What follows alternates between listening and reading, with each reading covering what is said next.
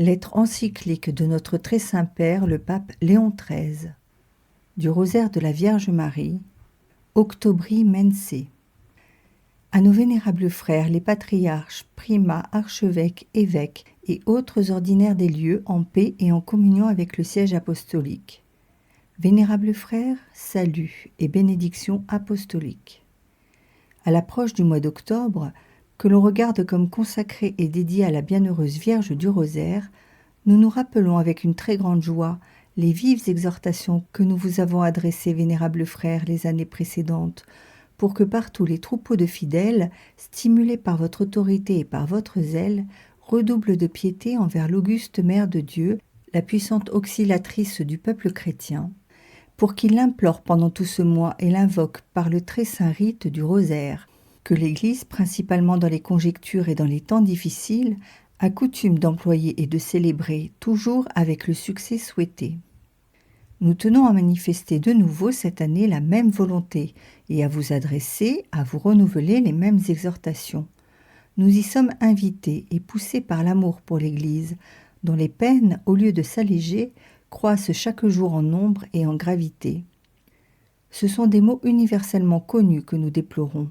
Que l'Église garde et transmet les dogmes sacrés attaqués, combattus, l'intégrité de la vertu chrétienne dont elle a le soin, tournée en dérision, la calomnie organisée, la haine attisée de 1000 manières contre l'ordre des saints pontifes, mais surtout contre le pontife romain, les attaques dirigées contre le Christ lui-même, par une audace pleine d'impudence et par une scélératesse criminelle, comme si l'on s'efforçait de détruire dans sa base et d'anéantir l'œuvre divine de la rédemption, que jamais aucune force ne détruira ni n'anéantira.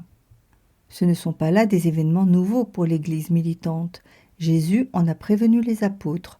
Pour qu'elle enseigne aux hommes la vérité et les conduise au salut éternel, il faut entrer en lutte tous les jours.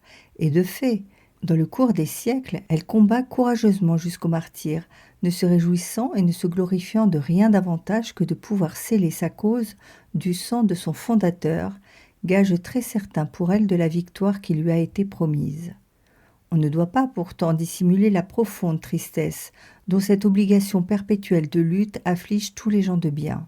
C'est assurément une cause de grande tristesse, qu'il y en ait tant que les erreurs perverses et les outrages à Dieu détournent et entraînent. Tant qu'ils soient indifférents à toute forme de religion et paraissent finalement étrangers à la foi divine. Qu'il y ait aussi tant de catholiques qui tiennent à la religion de nom seulement et ne lui rendent ni les honneurs ni le culte dû. L'âme s'attriste et se tourmente encore bien plus à songer quelle cause de maux déplorables réside encore dans l'organisation des États qui ne laissent aucune place à l'Église ou qui combattent son zèle pour la très sainte vertu.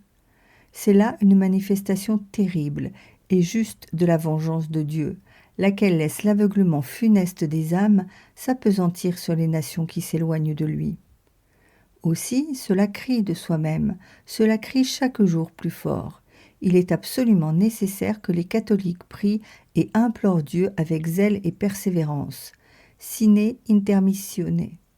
Qu'ils le fassent non seulement chez eux, mais encore en public, réunis dans des édifices sacrés, et qu'ils supplient avec instance le Dieu très prévoyant de délivrer l'Église des hommes importuns et méchants, et de ramener au bon sens et à la raison, par la lumière et l'amour du Christ, les nations profondément troublées. Car c'est un fait admirable, au-delà de toute croyance. Le siècle va son chemin laborieux, fier de ses richesses, de sa force, de ses armes, de son génie. L'Église descend le long des âges, d'un pas tranquille et sûr, se confiant en Dieu seul, vers qui, jour et nuit, elle lève ses yeux et ses mains suppliantes. Bien qu'en effet elle ne néglige pas dans sa prudence les secours humains que la Providence et les temps lui procurent, ce n'est pas en eux qu'elle place sa principale espérance, mais dans la prière, dans la supplication, dans l'invocation de Dieu. Voilà comment elle entretient et fortifie son souffle vital, parce que l'assiduité de sa prière lui a permis heureusement, en restant étrangère aux vicissitudes des choses humaines et en s'unissant continuellement à la volonté divine, de vivre de la vie même de notre Seigneur Jésus-Christ, tranquillement et paisiblement, comme à l'image du Christ lui-même, auquel l'horreur des tourments qu'il a endurés pour notre bien commun n'a presque rien enlevé, ni ôté de l'heureux éclat et de la joie qui lui sont propres. Cette importante doctrine de la sagesse chrétienne a été de tout temps crue et religieusement pratiquée par les chrétiens dignes de ce nom. Leurs prières montaient vers Dieu plus vives et plus fréquentes quand la ruse et la violence des pervers avaient attiré un malheur sur la Sainte Église ou sur son pasteur suprême. Les fidèles de l'Église d'Orient en fournissent un exemple remarquable et qui est digne d'être proposé à l'imitation de la postérité. Pierre, vicaire de Jésus-Christ, premier pontife de l'Église, avait été jeté en prison, chargé de chaînes par l'ordre du criminel Hérode, et il était réservé à une mort certaine. Personne ne pouvait l'arracher au danger, lui porter secours. Mais il y avait là ce secours que la prière fervente obtient de Dieu. L'Église, à ce que nous rapporte l'histoire sacrée, élevait pour lui des prières sans nombre. Horatio autem fiebat, sine intermissione, ab ecclesia ad Deum pro eo. Et plus était vive la crainte d'un grand malheur, plus était grande l'ardeur de tous à implorer Dieu. Après la réalisation de leurs vœux, le miracle se découvrit. Le peuple chrétien continue à célébrer avec une reconnaissance joyeuse la merveille de la libération de Pierre. Le Christ a donné un exemple encore plus remarquable, un exemple divin, pour façonner et former son Église à la sainteté, non seulement par ses préceptes, mais aussi à son modèle.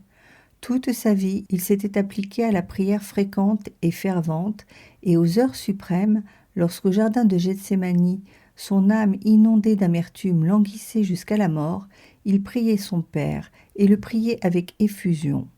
Prolixius orabat. Il n'en a pas agi ainsi pour lui-même, lui qui ne craignait rien, qui n'avait besoin de rien, qui était Dieu. Il l'a fait pour nous, pour son Église, dont il accueillait déjà avec joie les prières et les larmes futures, pour les rendre fécondes en grâce. Mais depuis que le salut de notre race a été accompli par le mystère de la croix, et que l'Église dispensatrice de ce même salut, après le triomphe du Christ, a été fondée sur la terre et définitivement instituée, la Providence a établi et constitué un ordre nouveau, pour un peuple nouveau. La considération des conseils divins s'ajoute ici au grand sentiment de religion. Le Fils éternel de Dieu, voulant prendre la nature humaine pour acheter et ennoblir l'homme, et devant par là consommer une union mystique avec le genre humain tout entier, n'a pas accompli son dessein avant que ne s'y fût ajouté le libre assentiment de la mère désignée, qui représentait en quelque sorte le genre humain, suivant l'opinion illustre et très vraie de saint Thomas. Per annunciationem expectabatur consensus virginis, loco lucius humanae naturae. D'où on peut, avec non moins de vérité, affirmer que, par la volonté de Dieu, Marie est l'intermédiaire par laquelle nous est distribué cet immense trésor de grâce accumulé par Dieu, puisque la grâce et la vérité ont été créées par Jésus-Christ. Ainsi, de même qu'on ne peut aller au Père suprême que par le Fils, on ne peut arriver au Christ que par sa mère. Quelles sont grandes la sagesse, la miséricorde qui éclatent dans ce dessein de Dieu. Quelle convenance avec la faiblesse et la fragilité de l'homme. Nous croyons à la bonté infinie du Très-Haut et nous la célébrons. Nous croyons aussi à sa justice infinie et nous la redoutons. Nous adorons le Sauveur très aimé, prodigue de son sang et de sa vie. Nous craignons sa justice inexorable. C'est pourquoi ceux dont les actions troublent la conscience ont un absolu besoin d'un intercesseur et d'un patron puissant en faveur auprès de Dieu, et d'une bienveillance assez grande pour ne pas rejeter la cause des plus désespérés et pour relever jusqu'à l'espoir de la clémence divine les affligés et les abattus. Marie est notre glorieuse intermédiaire. Elle est puissante, mère du Dieu Tout-Puissant.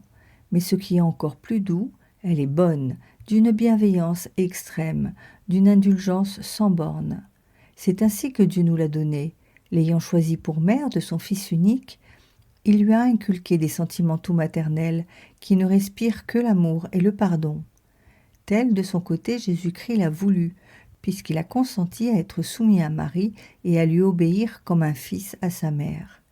Tel aussi Jésus l'a annoncé du haut de la croix, quand il a confié à ses soins et à son amour la totalité du genre humain dans la personne du disciple Jean. Telle, enfin, elle s'est donnée elle-même, en recueillant avec courage l'héritage des immenses travaux de son fils et en reportant aussitôt sur tous le legs de ses devoirs maternels.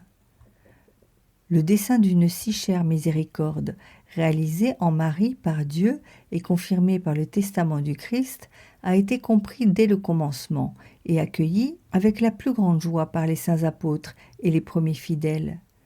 Ce fut aussi la vie et l'enseignement des vénérables pères de l'Église. Tous les peuples de l'âge chrétien s'y rallièrent unanimement, et même quand la tradition ou la littérature se tait, il est une voix qui éclate de toute poitrine chrétienne et qui parle avec la dernière éloquence. Il n'y a pas à cela d'autre raison qu'une foi divine qui, par une impulsion toute puissante et très agréable, nous pousse et nous entraîne vers Marie. Rien de plus naturel, de plus souhaité que de chercher un refuge en la protection et en la loyauté de celle à qui nous pouvions confier nos desseins et nos actions, notre innocence et notre repentir, nos tourments et nos joies, nos prières et nos vœux, toutes nos affaires enfin. De plus, tous sont possédés par l'espoir et la confiance que les vœux qui seraient accueillis avec moins de faveur venant de la part de gens indignes, soit grâce à la recommandation de sa très sainte mère, reçus par Dieu avec la plus grande faveur et exaucés.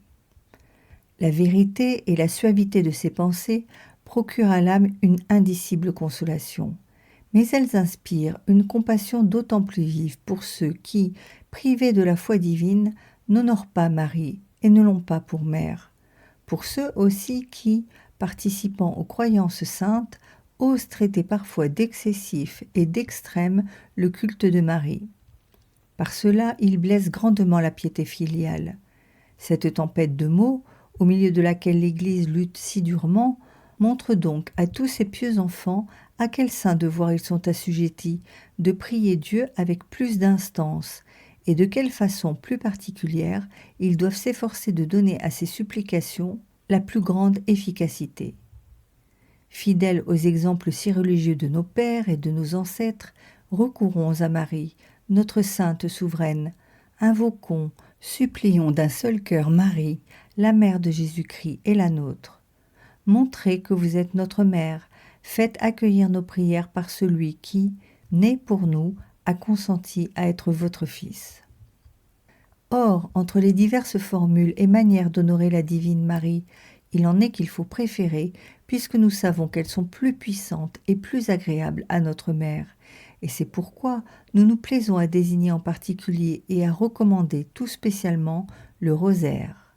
Le langage vulgaire a donné le nom de couronne à cette manière de prier, parce qu'elle rappelle, en les réunissant par les plus heureux liens, les grands mystères de Jésus et de Marie, leur joie, leur douleur et leur triomphe.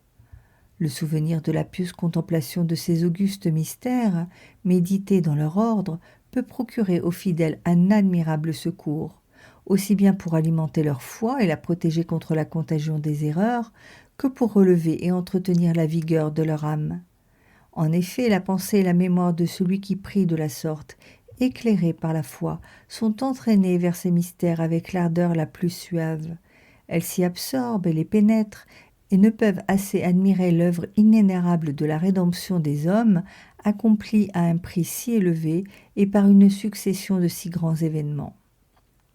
L'âme alors s'enflamme d'amour et de gratitude devant ces preuves de la charité divine. Elle sent se fortifier et s'accroître son espérance, et devient plus avide de ces récompenses célestes que le Christ a préparées pour ceux qui se seront unis à lui en imitant son exemple et en participant à ses douleurs. Et cette prière s'exale dans les paroles émanées de Dieu lui-même, de l'archange Gabriel et de l'Église. Pleine de louanges et de vœux salutaires, elle se renouvelle et se continue dans un ordre déterminé et varié, et elle produit sans cesse de nouveaux et doux fruits de piété. Or, il y a d'autant plus de raisons de croire que la Reine du Ciel elle-même a attaché à cette forme de prière une grande efficacité, que c'est sous sa protection et son inspiration qu'elle a été établie et propagée par l'illustre saint Dominique à une époque très hostile aux non-catholiques et assez peu différente de la nôtre, comme une sorte d'instrument de guerre tout-puissant pour combattre les ennemis de la foi. En effet, la secte hérétique des Albigeois avait envahi de nombreuses contrées, tantôt clandestinement, tantôt ouvertement. Fille cruelle des manichéens, dont elle répandait les monstrueuses erreurs, elle travestissait les dogmes, excitait au massacre des chrétiens et soulevait contre l'Église une haine profonde et implacable. À peine pouvait-on se fier aux puissances humaines contre cette tourbe si pernicieuse et si arrogante, lorsque le secours vint manifestement de Dieu lui-même par le moyen du rosaire de Marie. Ainsi, grâce à la Sainte Vierge, si glorieusement victorieuse de toutes les hérésies, les forces des impies furent renversées et brisées, la foi fut sauvée et demeura intacte. On sait de même que, dans de nombreuses circonstances et dans différents pays, des dangers de même nature ont été conjurés, des bienfaits analogues ont été obtenus. L'histoire des temps anciens et de ceux plus rapprochés de nous en fournit des témoignages éclatants.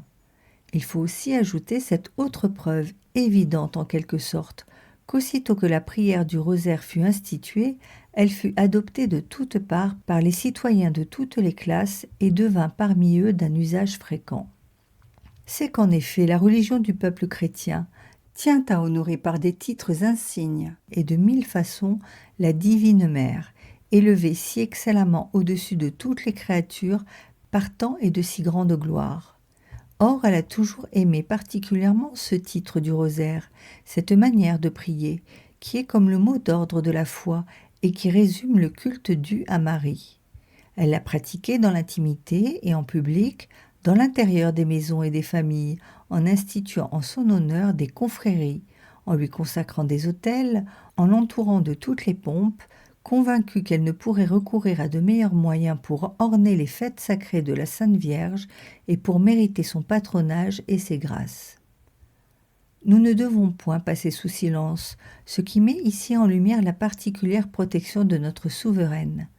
En effet, lorsque par l'effet du temps, le goût de la piété apparut s'affaiblir dans quelques pays et la pratique de cette forme de prière se relâcher, on admire comment ensuite, soit à raison de quelque danger redoutable menaçant l'État, soit sous la pression de quelque nécessité, l'institution du rosaire, bien plus que tous les autres secours religieux, a été rétablie d'après le vœu général, a repris sa place d'honneur et, de nouveau florissante, a exercé grandement son influence salutaire.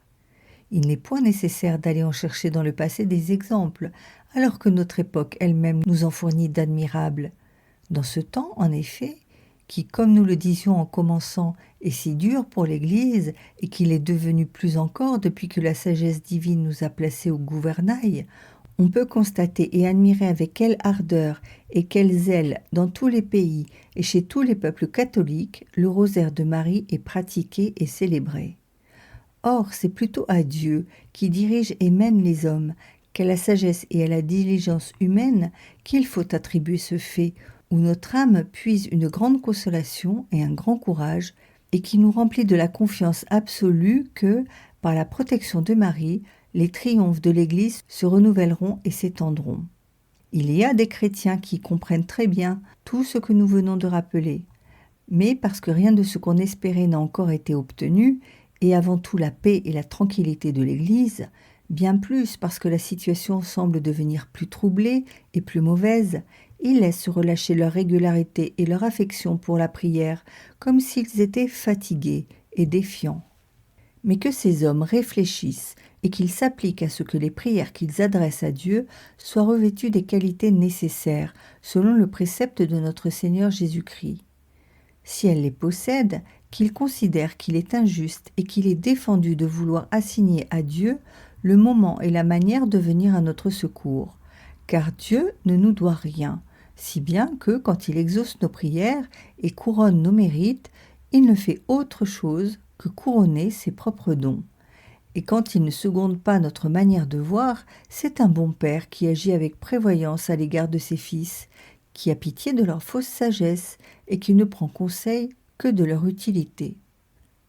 Mais ces prières, par lesquelles nous supplions Dieu de protéger son Église, en les unissant au suffrage des saints du ciel, Dieu les accueille toujours avec la plus grande bonté et les exauce, aussi bien celles qui concernent les intérêts majeurs et immortels de l'Église, que celles qui visent des intérêts moindres, propres à ce temps, mais néanmoins en harmonie avec les premiers. Car à ces prières s'ajoute la puissance et l'efficacité assurément infinie des prières et des mérites de notre Seigneur Jésus-Christ, qui aime l'Église et qui s'est livré pour elle afin de la sanctifier et de se la présenter à lui-même pleine de gloire, lui qui en est le pontife suprême, saint, innocent, toujours vivant pour intercéder pour nous, et dont la foi divine nous enseigne que la prière et les supplications sont incessantes. Quant aux intérêts extérieurs, à ceux qui ne regardent que cette vie, il est manifeste que l'Église a souvent à compter avec la malveillance et la puissance d'adversaires acharnés. Il lui faut s'affliger de les voir spolier ses biens, restreindre et opprimer sa liberté, attaquer et mépriser son autorité, lui infliger enfin toutes sortes de dommages et d'injures. Et si l'on se demande pourquoi leur méchanceté n'arrive point à ce degré d'injustice qu'elle se propose et qu'elle s'efforce d'atteindre, pourquoi au contraire l'Église, à travers tant d'événements divers, conservant sa même grandeur et sa même gloire, quoique sous des formes variées, s'élève toujours et ne cesse de progresser? Il est légitime de chercher la cause principale de l'un et de l'autre fait dans la force de la prière de l'Église sur le cœur de Dieu. Autrement, en effet, la raison humaine ne peut comprendre que la puissance de l'iniquité soit contenue dans des limites si étroites, tandis que l'Église, réduite à l'extrémité, triomphe néanmoins si magnifiquement. Et cela apparaît mieux encore dans ce genre de biens par lesquels l'Église conduit les hommes à la possession du bien suprême. Puisqu'elle est née pour cette fonction, elle doit pouvoir beaucoup par ses prières, afin que l'ordre de la providence et de la miséricorde divine ait dans ses enfants son accomplissement et sa perfection. Et ainsi les hommes qui prient avec l'Église et par l'Église demandent et obtiennent en définitive ce que, avant tous les siècles, le Dieu Tout-Puissant a décidé de donner. Actuellement, l'esprit humain est impuissant à pénétrer la profondeur des desseins de la Providence, mais il viendra un jour où, dans sa grande bonté, Dieu montrant à découvert les causes et les conséquences des événements, il apparaîtra clairement combien l'office de la prière aura eu de puissance à cet égard et que de choses utiles il aura obtenues. On verra alors que c'est grâce à la prière qu'au milieu de la corruption si grande d'un monde dépravé, beaucoup se sont gardés intacts et se sont préservés de toute souillure de la chair et de l'esprit, accomplissant leur sanctification dans la croyance de Dieu. Que d'autres, au moment où ils allaient se laisser entraîner au mal, se sont soudain retenus et ont puisé dans le danger et dans la tentation même d'heureux accroissements de vertu. Que d'autres enfin, qui avaient succombé, ont senti dans leur âme une certaine sollicitation à se relever et à se jeter dans le sein du Dieu de miséricorde. C'est pourquoi nous supplions avec les plus vives instances tous les chrétiens de peser ces pensées dans leur conscience, de ne pas céder aux supercheries de l'antique ennemi, de ne pas se laisser détourner sous aucun prétexte du goût de la prière, mais d'y persévérer au contraire, et d'y persévérer sans interruption.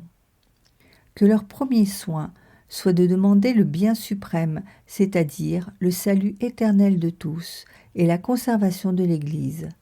Puis il est permis de solliciter de Dieu les autres biens pour l'utilité et la commodité de la vie, pourvu qu'on le fasse en se soumettant à sa volonté souverainement juste, et que, soit qu'il accorde, soit qu'il refuse ce qu'on désire, on lui rende grâce comme à un Père infiniment bienfaisant. Enfin, que ces demandes soient adressées à Dieu avec la religion et la haute piété qui conviennent et qui sont nécessaires à grands cris et avec larmes, comme les saints ont eu coutume de le faire et comme en a lui-même donné l'exemple notre très saint Rédempteur et Maître. Ici, notre devoir et notre paternelle affection exigent que nous demandions au Dieu dispensateur de tous les biens, pour tous les enfants de l'Église, non seulement l'esprit de prière, mais encore l'esprit de la sainte pénitence. En le faisant de tout notre cœur, nous exhortons avec la même sollicitude, tous et chacun en particulier, à cette vertu si étroitement unie à l'autre. car si la prière a pour effet de nourrir l'âme, de l'armer de courage, de l'élever aux choses divines, la pénitence nous donne la force de nous dominer et surtout de commander au corps, qui, par suite de la faute originelle, est l'ennemi le plus redoutable de la doctrine et de la foi évangélique. Il y a entre ces vertus, cela est évident, une cohésion parfaite. Elles s'entraident et tendent l'une comme l'autre à détacher des choses périssables l'homme né pour le ciel et à l'emporter, pour ainsi dire, jusqu'à l'intimité céleste avec Dieu. Au contraire, celui dont l'âme est agitée par les passions et amollie par les plaisirs a le cœur aride et n'éprouve que du dégoût pour la suavité des choses du ciel. Sa prière n'est qu'une voix glacée et languissante, indigne assurément d'être écoutée par Dieu. Nous avons sous les yeux l'exemple de la pénitence des saints, et les fastes sacrés nous apprennent qu'à cause d'elle, précisément, leurs prières et leurs supplications ont été grandement agréables à Dieu, et ont même eu la puissance d'opérer des prodiges. Ils dirigeaient et domptaient continuellement leur esprit, leur cœur et leur passion. Ils se conformaient avec une soumission parfaite aux enseignements et aux préceptes de Jésus-Christ et de son Église. Ils ne déterminaient leur volonté qu'après avoir reconnu celle de Dieu. Dans toutes leurs actions, ils ne recherchaient rien d'autre que l'accroissement de sa gloire. Ils réprimaient et brisaient énergiquement les mouvements tumultueux de leur âme. Ils traitaient leur corps durement et sans pitié. Ils poussaient la vertu jusqu'à s'abstenir des choses agréables et même des plaisirs innocents. Aussi pouvait-il s'appliquer avec raison ce mot que l'apôtre saint Paul disait de lui-même : « Pour nous, notre vie est dans les cieux ». Et c'est pourquoi leur prière était si efficace pour apaiser et fléchir Dieu. Il est certain que tous ne peuvent point et ne doivent point faire tout cela. Cependant, que chacun corrige sa vie et ses mœurs par une pénitence proportionnée à ses forces, c'est ce qu'exigent les dispositions de la justice divine, qui a le droit de réclamer une réparation sévère pour les fautes commises. Or, il est préférable d'avoir accompli pendant la vie, par des peines volontaires, ce qui procure la récompense de la vertu.